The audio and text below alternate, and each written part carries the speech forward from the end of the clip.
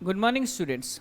आज हम बात करेंगे हमारे समांतर श्रेणी या फिर एपी अर्थमेटिक प्रोग्रेशन चैप्टर के जो हमने लास्ट एक्सरसाइज की थी उसका नेक्स्ट क्वेश्चन है, वो 8th क्वेश्चन हम देखते हैं।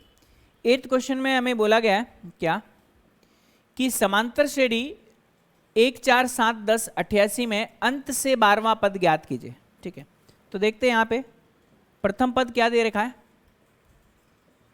प्रथम पद या फिर फर्स्ट टर्म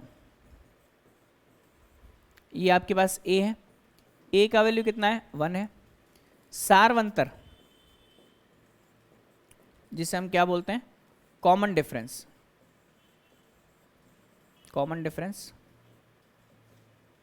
ये हमें दे रखा है d के इक्वल। d कितना है, 4 माइनस का 1 कितना आ जाएगा, 3 आ जाएगा। ठीक है जी, अब देखिएगा फर्स्ट टर्म आ गया, कॉमन डिफरेंस आ गया। अब यहां से L का वैल्यू जो है वो हमें 88 दे रखा है और R का जो वैल्यू है वो हमें 12 दे रखा है। ठीक है, तो हम बोल सकते हैं अंत से 8वां पद। ठीक है, rth term from the ending, ये क्या होता है, L माइनस का R माइनस 1 इंटू डी। ठीक है जी, अब देखिएगा L का वैल्यू कितना है, यहाँ पे 88 है, माइनस का R कितना है 12 माइनस 1, D का वैल्यू कितना 3 है। तो 88 माइनस का 12 माइनस 1 11, 11 माइनस 11 इंटू 3 33 है ना। तो अपने को कितना मिल जाएगा यहाँ से 55 मिल जाएगा। तो 55 जो होगा वो हमारा फाइनल आंसर हो जाएगा। ठीक है जी, ये हमने लास्ट क्लास में देखा था तो कोई मुश्किल वाली बात नहीं है। चलिए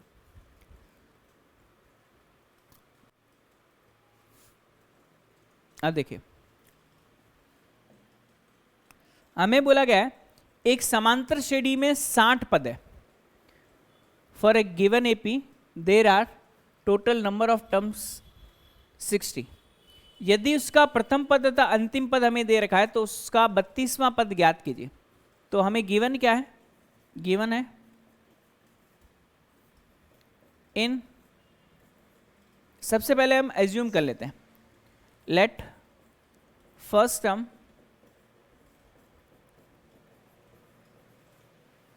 प्रथम पद बराबर a, कॉमन डिफरेंस जिसे हम सारवंतर बोलते हैं,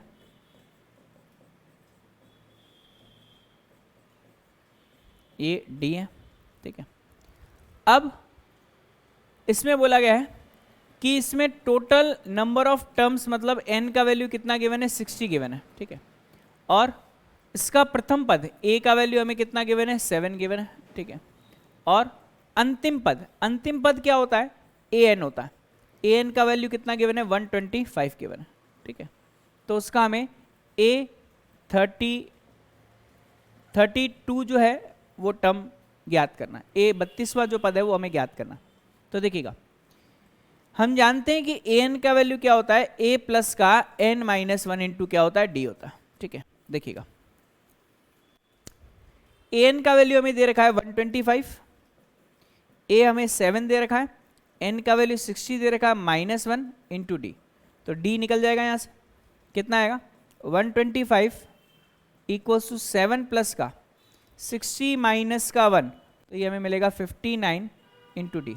ठीक है, अब यहाँ से 125 माइनस का 7, तो 59 डी का जो वैल्यू आएगा वो आएगा हमारे पास 125 माइनस का कितना आएगा, 7 आएगा।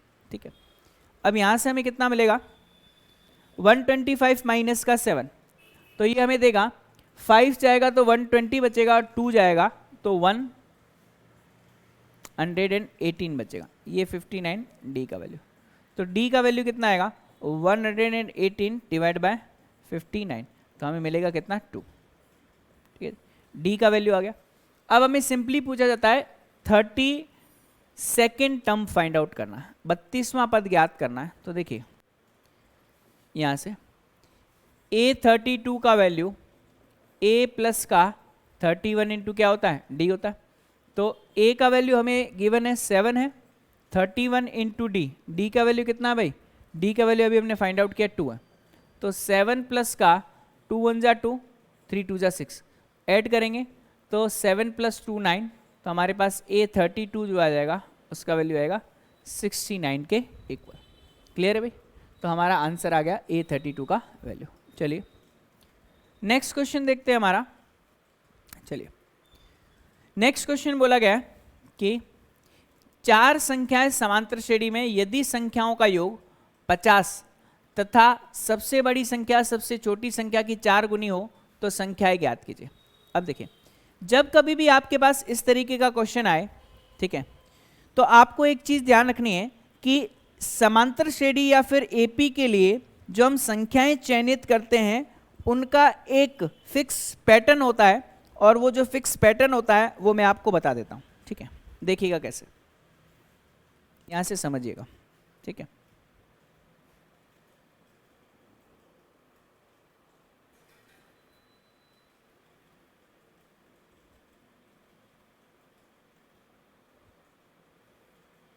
अब इसे मैं समझाता हूं आपको ना।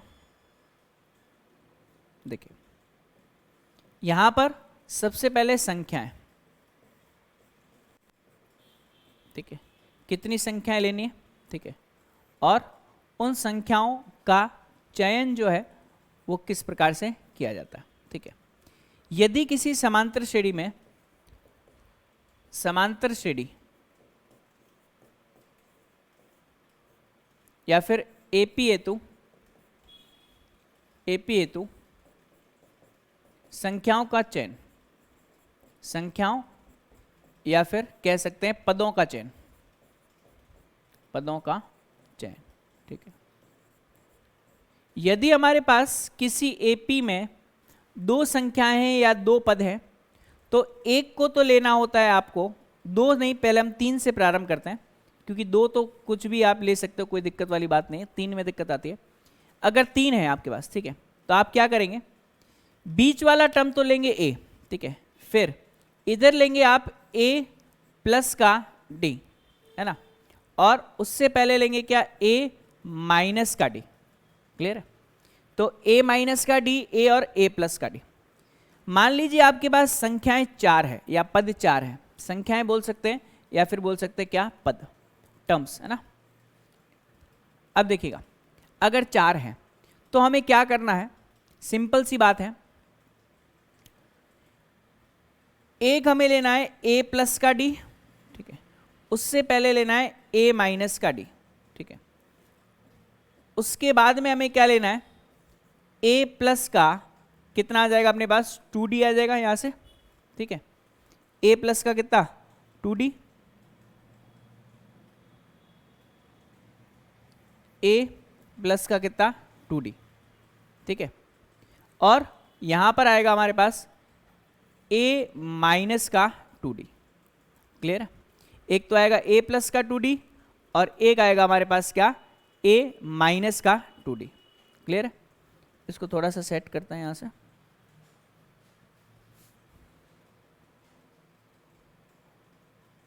एक a प्लस का 2d, एक आएगा हमारे पास a माइनस का 2d। क्लियर है?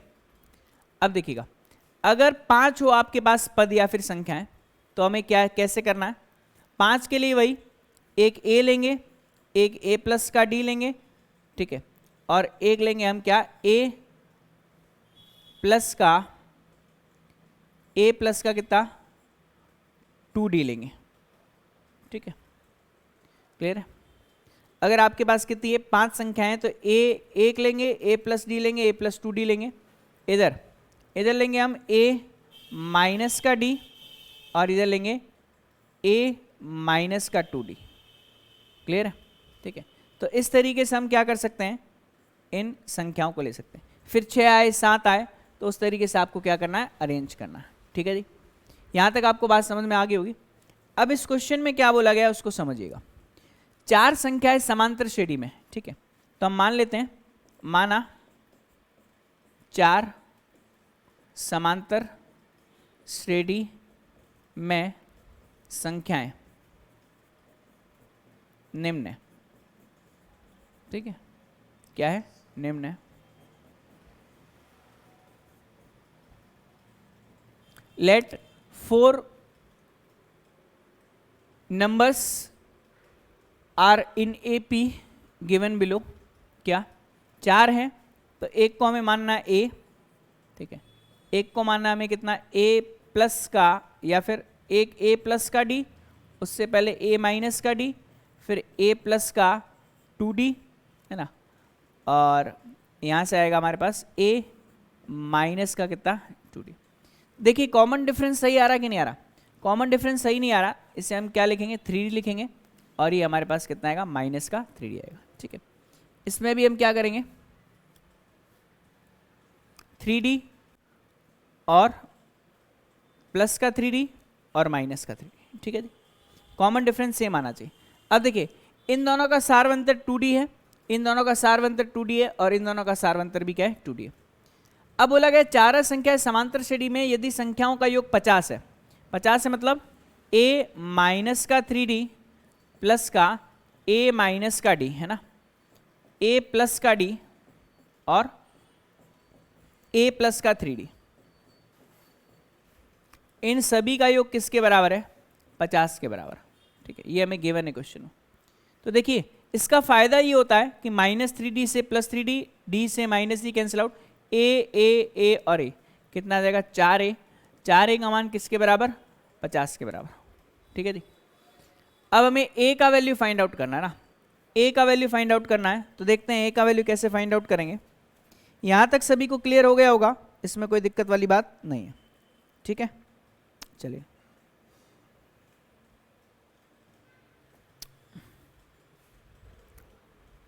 अब यहां से देखिएगा 4a का वैल्यू जो है वो 50 के इक्वल है, ठीक है, तो a का वैल्यू कितना आएगा, a का वैल्यू आएगा यहाँ पर 50 डिवाइड बाय 4, है ना, मतलब ये आएगा 25 डिवाइड बाय 2। ये a जो है वो उन चारों संख्याओं में से नहीं है, ये ध्यान रखना है ना, उन चारों संख्याओं में से नहीं है। अब हमें बोला गया है सबसे छोटी संख्या और सबसे बड़ी संख्या में रिलेशन, सबसे बड़ी संख्या सबसे छोटी संख्या की 4 गुनी है। देखिएगा सबसे बड़ी संख्या जो है, सबसे बड़ी संख्या कौन सी a प्लस का 3d, ये है 4 गुनी किसकी सबसे छोटी संख्या की, सबसे छोटी संख्या कौन सी हमारे पास a माइनस का 3d, ठीक है। अब इसे हम सॉल्व करते हैं, a प्लस का 3d equals to 4a minus का 12d, ठीक है। अब शिफ्टिंग करते हैं यहाँ से 3d प्लस का 12d equals to 4a minus का a, तो ये हमें मिल जाएगा 3a, 3a का वैल्यू 12 प्लस 3 कितना आएगा 15d ना, तो यहाँ से d का वैल्यू अगर हम फाइंड आउट करेंगे तो d का वैल्यू कितना आएगा, क्योंकि a तो हमें पता ही है, d का वैल्यू कितना आएगा 3a बाई 15, है ना, मतलब a बट्टा कितना 5, d का मान कितना है a बट्टा 5 के, ठीक है जी। चलिए d का मान हम निकाल लेते हैं, d का मान हम निकालते हैं, d जो है वो a बट्टा 5 के, मतलब d बराबर a का मान कितना है 25 बट्टा 2 इंटू 1 बट्टा 5, ठीक है, तो अपने पास कितना आ जाएगा 5 बट्टा 2 के। अब हम एक एक करके संख्याएं निकालते हैं। सबसे पहले संख्या a माइनस का 3d, तो a का मान कितना है 25 बट्टा 2, ठीक है, माइनस का 3 गुणा 5 बट्टा 2, तो देखिएगा 25 माइनस का 5 थी 15 बट्टा 2, तो 25 में से 15 जाएगा तो हमें कितना मिलेगा 10 मिलेगा, 10 बट्टा 2 मतलब कितना आएगा 5 आएगा, तो पहली संख्या 5। फिर a माइनस का d, a माइनस का d मतलब 25 बट्टा 2 माइनस का 5 बट्टा 2, 25 में से 5 जाएगा 20, 20 बट्टा 2, 20 बट्टा 2 तो हमें कितना मिलेगा यहाँ से, ये मिल जाएगा हमें 10 मिलेगा, ठीक है। उसी टाइप से जब हम तीसरी और चौथी संख्या ज्ञात करेंगे तो तीसरी संख्या कौन सी है a प्लस का d है, a प्लस का d मतलब के 25 बट्टा 2 प्लस का 5 बट्टा 2, 25 में 5 जोड़ेंगे 30, 30 बट्टा 2, 30 बट्टा 2 मतलब कितना आएगा 15, ठीक है। और फिर आएगा a प्लस का 3d मतलब 25 बट्टा 2 प्लस का 3 गुणा 5 बट्टा 2, तो ये आएगा 25 बट्टा 2 प्लस का कितना 15 बट्टे 2, तो हमें मिलेगा 40 बट्टे 2, 40/2 का मतलब कितना आएगा हमारे पास 20 आएगा। तो हमारे पास संख्या है कौन सी 5, 10, 15 और 20 आ जाएगा। ठीक है जी, तो यहाँ तक आपको समझ में आ गया होगा। और इसी के साथ ये जो हमारी एक्सरसाइज है वो खत्म हो जाती है। ठीक है, अब नेक्स्ट में हम बात करेंगे क्या, समांतर श्रेणी के n पदों का योगफल, sum of n terms of an AP. ठीक है, समांतर श्रेणी के n पदों का योगफल, समांतर श्रेणी के n पदों का योगफल।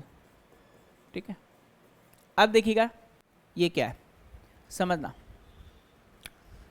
अगर हमें कोई एक समांतर श्रेणी दे रखी है, ठीक है, तो उनके n टर्म्स का जो सम होता है उसके जो फॉर्मूलाज होते हैं वो कैसे होते हैं, वो 2 टाइप के फॉर्मूलाज होते हैं। ठीक है, अगर मैं मान लेता हूं किसी एपी का फर्स्ट टर्म प्रथम पद जो है वो किसके इक्वल है, ए के इक्वल है, और कॉमन डिफरेंस या फिर सारवंतर जो है वो डी के इक्वल है। ठीक है जी, और इसका लास्ट टर्म हमने पहले भी देखा था, अंतिम पद जो है वो हम ले लेते हैं किसके इक्वल, एल के इक्वल। तो इसके 2 फॉर्मूलाज आते हैं एस एन के। एस एन का मतलब sum of n terms of AP. S N का एक फॉर्मूला आता है n/2 a प्लस का l। ठीक है, एक फॉर्मूला आता है n/2 2a प्लस का n-1 इंटू डी। ये अपने पास एस एन के 2 फॉर्मूलाज आते हैं किसी एपी के फर्स्ट n टर्म्स का समेशन फाइंड आउट करना, योग ज्ञात करना। ठीक है जी, अब ये सूत्र कहाँ से आते हैं वो मैं आपको बता देता हूँ। सबसे पहले इस फॉर्मूले को तो हम क्या करेंगे, डिराइव करेंगे, और ये जैसे ही डिराइव हो जाएगा ये इजीली आ जाएगा। सबसे पहले हम देखते हैं कि ये फॉर्मूला और ये फॉर्मूला एक ही है। कैसे, L का वैल्यू क्या होता है भाई, लास्ट टर्म का वैल्यू a प्लस का n-1 इंटू क्या होता है, d होता है। जैसे ही इसमें मैं पुट करूं क्या, n/2 L का वैल्यू a पढ़ा ही है। ठीक है, L के प्लेस पर क्या, a प्लस का n-1 इंटू डी। ठीक है, तो a और a कितना हो जाएगा, 2a हो जाएगा, प्लस n-1 इंटू डी, और n/2 तो पढ़ा ही है। ठीक है, तो देखिएगा ये दोनों फॉर्मूलाज तो सूत्र जो है वो सेम ही है, इन दोनों में कोई फर्क नहीं है। लेकिन सबसे इंपॉर्टेंट चीज है कि ये a प्लस एल कहाँ से आया। ठीक है, इसको हम देखते हैं। देखिएगा, अगर हम एक एपी मानते हैं, ठीक है, और उसके n टर्म का सम मतलब a प्लस का d है ना, कॉमन डिफरेंस क्या d है, और a प्लस का कितना 2d लेते हैं। ठीक है, लास्ट टर्म जो है वो मैं क्या ले लेता हूँ, l ले लेता हूँ। ठीक है, l से पहले क्या आएगा, l माइनस का d आएगा, उससे पहले क्या आएगा, l माइनस का 2d आएगा कि नहीं आएगा, और बीच में चलता रहेगा। ठीक है, लास्ट टर्म l है, l से पहले l माइनस डी, एक d कम हो रहा है, फिर एक और d कम हो रहा है, फिर एक और d कम हो रहा है। अब ये सेम टू सेम Sn का फॉर्मूला मैं लिखूंगा, लेकिन लास्ट से स्टार्ट करके लिखूंगा। सेम टू सेम लिख रहा हूं, लास्ट से क्या आएगा, l प्लस का l माइनस का d प्लस का l माइनस का 2d।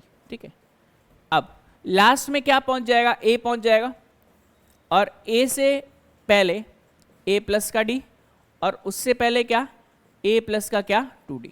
ठीक है जी, यहां तक क्लियर है सभी को। अब हम क्या करेंगे, इनका योग करेंगे, सम करेंगे। तो देखिए Sn और Sn कितना आ जाएगा, 2 टाइम्स Sn। ठीक है, अब देखिए a और l को ऐड करेंगे तो a प्लस l आएगा, प्लस d और माइनस d कट जाएगा, फिर से a प्लस l आएगा, प्लस का 2d और माइनस का 2d कट जाएगा, फिर से a प्लस l आएगा। ठीक है, और प्लस चलता जाएगा मामला, माइनस का 2d प्लस का 2d कट जाएगा, फिर से a प्लस l आएगा, यहां से भी a प्लस l आएगा, और यहां से भी क्या आएगा, a प्लस का l आएगा। क्लियर है भाई। अब ये a plus L A plus L A plus L A plus L कितनी बार है, n बार है, क्योंकि हमने n टर्म का योग ज्ञात किया है। तो 2 टाइम्स एस एन, ए प्लस एल कितनी बार है, n बार है, तो क्या आएगा n इंटू ए प्लस एल। जैसे 2 बार होता है तो 2 टाइम्स करते हैं, 3 बार होता है तो 3 का गुणा करेंगे, 4 बार होता है तो 4 का गुणा करेंगे, n बार है तो n का गुणा करें। तो एस एन का फॉर्मूला आ जाएगा हमारे पास क्या, n/2 a प्लस का l। अरे बात समझ में आ रही कि नहीं, यही फॉर्मूला तो आपको रटवाया जाता है, जो कि मैंने आपको बता दिया कि एस एन का फॉर्मूला किस तरीके से आता है। ठीक है जी, तो एस एन का फॉर्मूला हमने यहाँ से देख लिया है। अब फिर से मैं आपको बताता हूँ कि एस एन के फॉर्मूला में कौन कौन सी जो चीज़ें हैं वो गिवन होगी और कौन सी क्या होगी।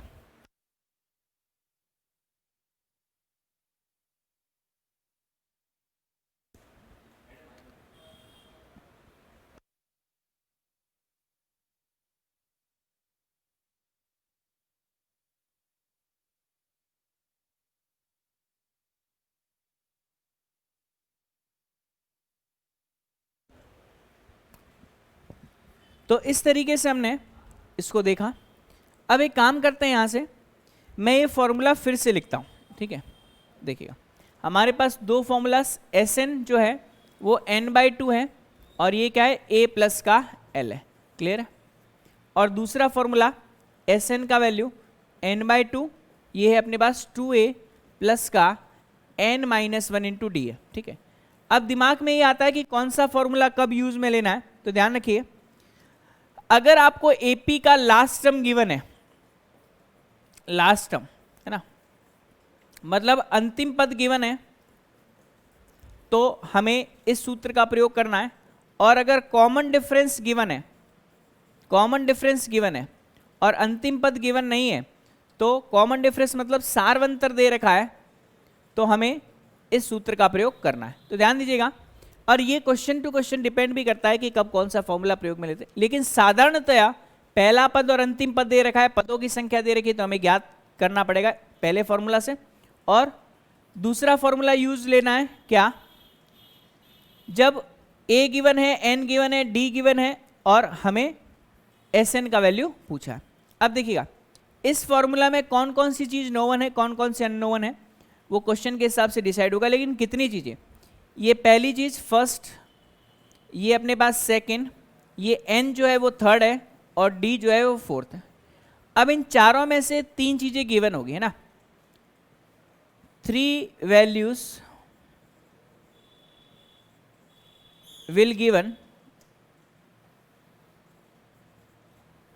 given out of 4। ठीक है, 4 में से 3 मान हमें दे रखे होंगे और अज्ञात राशि का मान ज्ञात करना होगा। अज्ञात राशि का मान सूत्र की सहायता से, सूत्र की सहायता से ज्ञात करना।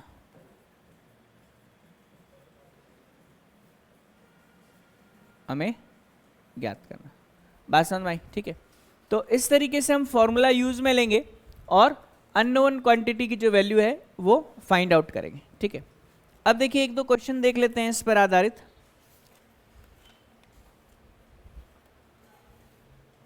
आपका एग्जाम्पल है 1, 4, 7, 10, बुक का ये एग्जाम्पल है। एक एपी है 1, 4, 7 और 10, हमें बोला जाता है इसके S20 का मान ज्ञात करना। ठीक है, S20 का मान। अब ध्यान दीजिए लास्ट टर्म नहीं दे रखा है तो हमें D वाला फॉर्मूला ही यूज में लेना पड़ेगा। तो फर्स्ट टर्म A का वैल्यू, फर्स्ट टर्म है ना, फर्स्ट टर्म A का वैल्यू कितना है, 1 है। कॉमन डिफरेंस D जो है वो 4 माइनस का 1 मतलब कितना है, 3 है। ठीक है, अब Sn का फॉर्मूला क्या होता है, n/2 2a plus n-1 into क्या होता है, d होता है। ठीक है, n का वैल्यू हमें 20 गिवन है, 20 डिवाइड बाई 2 है ना, क्योंकि S20 का ही वैल्यू फाइंड आउट करना है।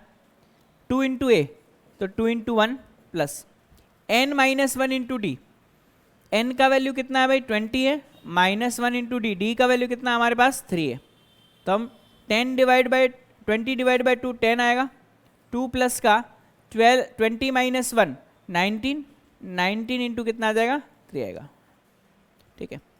अब हमारे पास S20 का वैल्यू ये आएगा 10 इंटू 2 प्लस 19 इंटू 3, हमें कितना मिलेगा 57 मिलेगा, 57 प्लस 2 ये मिलेगा हमें 59, मल्टीप्लाई किससे 10 से, तो आंसर आएगा 590। मतलब कि अगर हम इस तरीके से ऐड करते जाएं, ठीक है, तो हमारा जो सम आएगा वो किसके बराबर आएगा 590 के इक्वल आ जाएगा, ठीक है जी। चलिए एक और क्वेश्चन देख लेते हैं।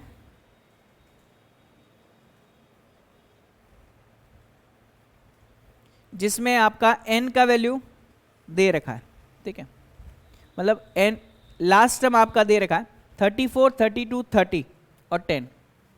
एक AP है 34, 32, 30 है ना, और कहीं जा कर के 10 बन रहा है, ठीक है। अब हमें क्या ज्ञात करना है, इसका योगफल ज्ञात करना है, समेशन ज्ञात करना है। तो फर्स्ट टर्म मतलब प्रथम पद ए का मान कितना है 34 है, कॉमन डिफरेंस सारवंतर ये हमारे पास क्या डी है, डी का मान कितना है भाई 32 माइनस का 34, ये कितना आएगा माइनस का 2। अब देखिएगा हमारा एस एन का फॉर्मूला जो है वो n/2 a प्लस का l है, ध्यान दे रहे हो, n/2 a प्लस का l है, लेकिन हमारे पास यहाँ पर n का वैल्यू नहीं है, d भले ही हमें पता है लेकिन n का वैल्यू नहीं है। तो हमारे पास यहाँ से n का वैल्यू निकालने के लिए ये हमारे पास लास्ट टर्म होती है, मतलब ये अपने पास किसका वैल्यू है l का वैल्यू ना। लास्ट टर्म क्या होता है l equals to a plus का n minus 1 into D, l an ही होता है, लास्ट टर्म मतलब nth टर्म ही होता है। तो l का वैल्यू हमें 10 गिवन है, a का वैल्यू 34 है, n का वैल्यू ज्ञात करना है और d का वैल्यू कितना है माइनस का 2 है। तो ये 34 माइनस का 2n और प्लस का 2, तो ये मिलेगा 36 माइनस का 2n, किसके इक्वल 10 के इक्वल। शिफ्टिंग करेंगे तो माइनस का 2n जो आएगा वो 10 माइनस का 36, तो माइनस के 2n का वैल्यू आएगा माइनस के 26 के इक्वल, तो n का वैल्यू आ जाएगा 13 के इक्वल। n मिल गया, अब ज्ञात कर सकते हैं, यह आएगा 13 डिवाइड बाई 2, a का वैल्यू 34 है और l का वैल्यू कितना है 10 है, 34 प्लस 10 कितना आएगा 44 और यह आएगा 13 divide by 2, 22 times cancel out होगा, तो 13 इंटू 22, 13 दूनी 26, 2 पावर आएगी 13 दूनी 26 और 27 28, तो आंसर आएगा 286 के इक्वल। तो गिवन एपी के 13 टर्म का जो सम आएगा वो 286 के इक्वल आएगा। तो आज की क्लास के लिए इतना ही, नेक्स्ट क्लास में हम नेक्स्ट समेशन वाली एक्सरसाइज को स्टार्ट करेंगे, तब तक के लिए धन्यवाद।